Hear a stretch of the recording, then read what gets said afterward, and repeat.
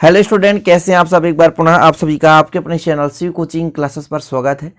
Class 12 chemistry NCERT chapter 10 halo alkane और hello arene में सभी प्रकार की जो अभिक्रियाएं हैं वो लगभग मैंने करा दी हैं।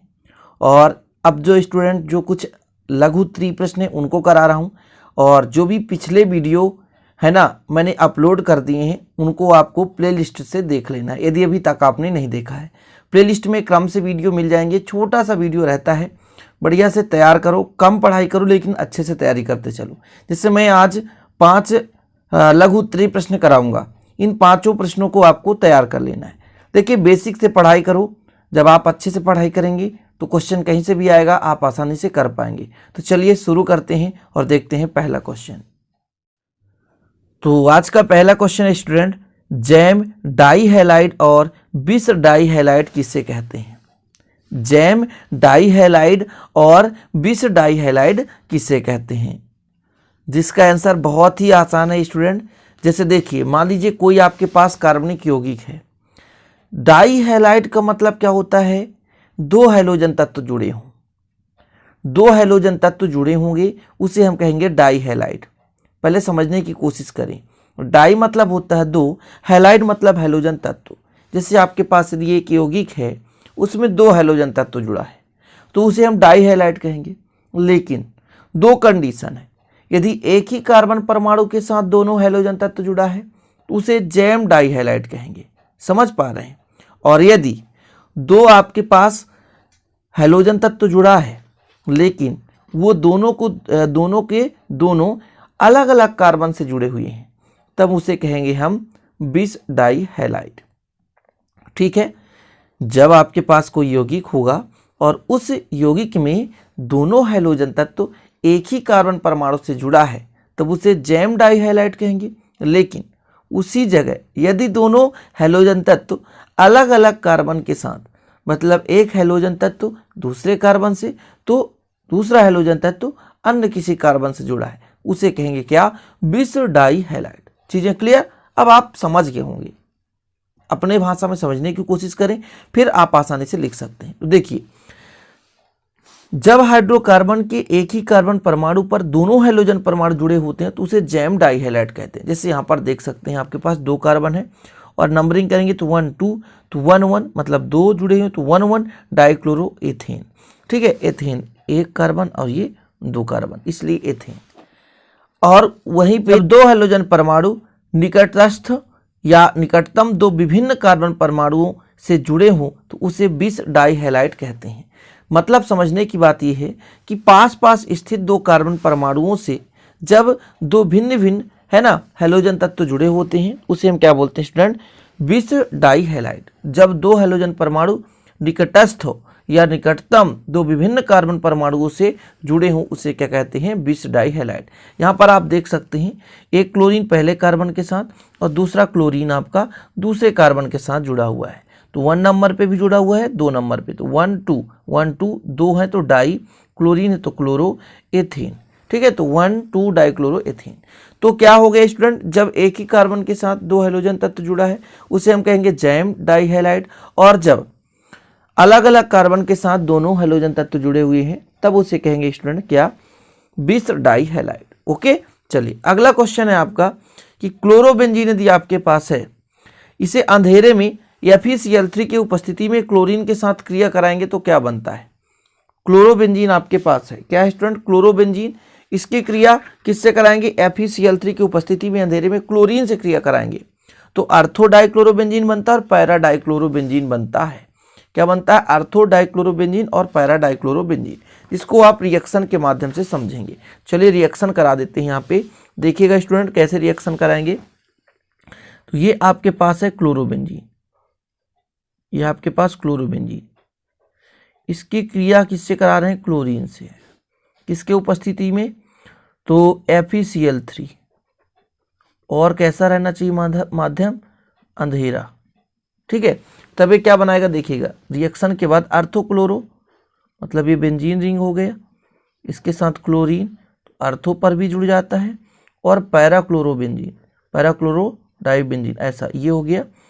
तो ये क्लोरीन और एक पैरा कहाँ होता है, नीचे होता है। ठीक है, तो यहाँ पर क्या कहा स्टूडेंट कि जब हम क्या करते हैं, क्लोरोबेंजीन को क्लोरीन से क्रिया कराते हैं, किसके उपस्थिति में, FeCl3 के उपस्थिति में अंधेरे में, तो ऑर्थो डाइक्लोरोबेंजीन बनता है और पैरा डाइक्लोरोबेंजीन बनता है।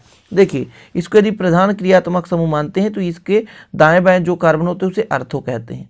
फिर इसके बाद जो सीधा रहता है वो पैरा कहलाता है, और जो बचा मेटा, तो यहाँ पर ऑर्थो पर जुड़ा हुआ तो ऑर्थो डाइक्लोरोबेंजीन बन गया, और पैरा पर तो पैरा डाइक्लोरोबेंजीन हो गया। तो इस रिएक्शन को आप करा लें, रिएक्शन को करा लें, यहाँ पर लिखा हुआ है चूँकि, तो आप लोगों को समझाने के लिए अलग से समीकरण दे देता हूँ। तो ये आपका है क्लोरोबेंजीन, इसकी क्रिया क्लोरीन से कराए, किसकी उपस्थिति में, आयरन क्लोराइड और अंधेरा, मतलब जहाँ प्रकाश ना हो तब इसकी क्रिया कराएंगे, तो क्या बनेगा, ऑर्थो डाइक्लोरोबेंजीन और पैरा डाइक्लोरोबेंजीन प्राप्त होता है। तो ये आप समझ गए, कभी कभी आ जाता है, समीकरण दीजिए क्लोरोबेंजीन से मान लीजिए ऑर्थो डाइक्लोरोबेंजीन और पैरा डाइक्लोरोबेंजीन, तो आपसे बनना चाहिए। ये हेलोएरिन की रासायनिक अपक्रिया। ठीक है स्टूडेंट, चलिए अगला आपको देना है कि आयोडोफॉर्म की संपूर्ण अपक्रिया लिखिए। चूंकि स्टूडेंट आपको बताया था कि आयोडोफॉर्म को आप एथिल अल्कोहल से बना सकते हैं, एसीटोन से। दो मेथड होता है आयोडोफॉर्म बनाने का, एक एसीटोन से और एक स्टूडेंट किससे, एथिल अल्कोहल से। तो जब अपन एथिल अल्कोहल है ना, साथ में आयोडीन, और स्टूडेंट आपको पता होगा कि एक गोल पेंदित फ्लास्क लेते हैं, उसमें सोडियम कार्बोनेट का विलयन लेते हैं, और फिर उसमें क्या करते हैं, 5 ml एथिल अल्कोहल मिलाते हैं, जल के साथ पेस्ट बनाकर उसे 70 डिग्री सेल्सियस ताप पर गर्म करते हैं, साथ में उसे आयोडीन मिला देते हैं, और जब तक गर्म करते रहते हैं तब तक कि स्टूडेंट वहाँ का आयोडीन का रंग उड़ ना जाए। तो ये प्रोसेस होता है आयोडोफॉर्म बनाने की विधि, लेकिन इतना लंबा चौड़ा यहाँ पर नहीं लिखना, क्योंकि अति लघुत्तरीय या लघुत्तरीय प्रश्न 2 या 3 नंबर का, 2 नंबर का पूछा जाता है, या 1 नंबर का भी कभी पूछ देगा, आयोडोफॉर्म अपक्रिया लिखी, तो फिर आप तो अपक्रिया लिखते रह जाएंगे। समझ रहे हैं, क्योंकि 5 पदों में, 4 पदों में अपक्रिया संपूर्ण होता है। ये कुल अपक्रिया स्टूडेंट डायरेक्ट, कि हमने यहाँ पर ले लिया एथिल अल्कोहल, आयोडीन और NaOH, सोडियम हाइड्रोक्साइड, तो इसकी क्रिया करा दी स्टूडेंट। तो NaI मतलब ये सोडियम जो आयोडीन से क्रिया करके NaI बनाता है, और ये सोडियम फार्मेट बना लेता है, ये सोडियम फार्मेट, साथ में स्टूडेंट 5 अणु पानी निकल जाता है, और ये आयोडोफॉर्म निकल जाता है। इसकी लंबी क्रिया विधि के लिए मैं एक अलग से वीडियो बनाया हूँ, उससे आप लोग देख लेना, आयोडोफॉर्म बनाने की क्रिया विधि, पूरा विधिवत आप समझ जाएंगे। तो यहाँ पर एथिल अल्कोहल या एसीटोन लेते हैं, आयोडीन और NaOH, इन तीनों के विलयन को हम क्या करते हैं, गर्म करते हैं, तो पीले रंग का क्रिस्टल प्राप्त होता है, जिसे आयोडोफॉर्म कहते हैं। ये आपका 2 नंबर क्वेश्चन, या 1 नंबर में भी आ जाए तो इतना लिखना है। हमने क्या लिया, एथिल अल्कोहल, आयोडीन और NaOH, इनको तीनों को अपन ने क्या किया, मिलाकर गर्म किया, या एथिल अल्कोहल को आयोडीन और सोडियम हाइड्रोक्साइड के साथ मिलाकर गर्म किया, तो एक पीले रंग का क्रिस्टल प्राप्त होता है, जिसे आयोडोफॉर्म कहते हैं। इस अपक्रिया को हेलोफॉर्म अपक्रिया भी कहते हैं। ठीक है स्टूडेंट, चलिए अगला क्वेश्चन देखते हैं। अगला क्वेश्चन है AgNO3 सिल्वर नाइट्रेट विलयन के साथ जो आपका आयोडोफॉर्म है, CH3, ये आयोडोफॉर्म है, पीला अवक्षेप देता है, जबकि क्लोरोफॉर्म अवक्षेप नहीं देता, क्यों? तो देखो भैया, अवक्षेप वही जल्द से जल्द देगा जिसकी बंध शक्ति कमजोर होगी, जो आसानी से क्रिया कर सके। आपको पता होगा स्टूडेंट, जैसे जैसे मान लीजिए ऊपर से नीचे चलते हैं, जैसे फ्लोरीन, क्लोरीन, ब्रोमीन, आयोडीन, तो उनमें बंध बनाने की शक्ति जो होती है थोड़ा सा बहुत आसान होता है। कारण क्या होता है स्टूडेंट, आसानी से टूट जाता है। जैसे मैं यदि कह दूं कि कार्बन और आयोडीन, इसका जो बंध है वो कमजोर है, और क्लोरीन और यहाँ पर कार्बन का बंध मजबूत है। क्यों? क्योंकि जो आयोडीन की जो ऋण विद्युतता क्षमता है, इलेक्ट्रॉन ग्रहण करने की क्षमता है, बहुत कम है, किसके अपेक्षा, क्लोरीन की अपेक्षा। लेकिन क्लोरीन में आकर्षण ज़्यादा है, जिसका परमाणु आकार जितना छोटा होता है, आकर्षण उतना ही प्रबल होता है। तो यहाँ पर जो कार्बन और क्लोरीन के बीच जो बंध है वो थोड़ा सा मजबूत है, जबकि कार्बन और आयोडीन के बीच जो बंध है वो थोड़ा सा कमजोर है। तो यहाँ पर जो आयोडोफॉर्म में यहाँ पे CH3 कार्बन और आपका आयोडीन है, इसके बीच जो बंध होता है, क्लोरोफॉर्म CHL3 मतलब कार्बन और क्लोरीन के बीच जो बंध होता है, इसके अपेक्षा कमजोर होता है। इसी कारण से स्टूडेंट जो CH3 है, AgNO3 के साथ पीला अवक्षेप बनाता है, किंतु क्लोरोफॉर्म अवक्षेप नहीं देता। सिंपल तरीका है, जिसका बंध शक्ति जितना कमजोर होगा उतना आसानी से टूटेगा, और उतना ही जल्दी वो क्या करेगा स्टूडेंट, क्रिया कर सकेगा।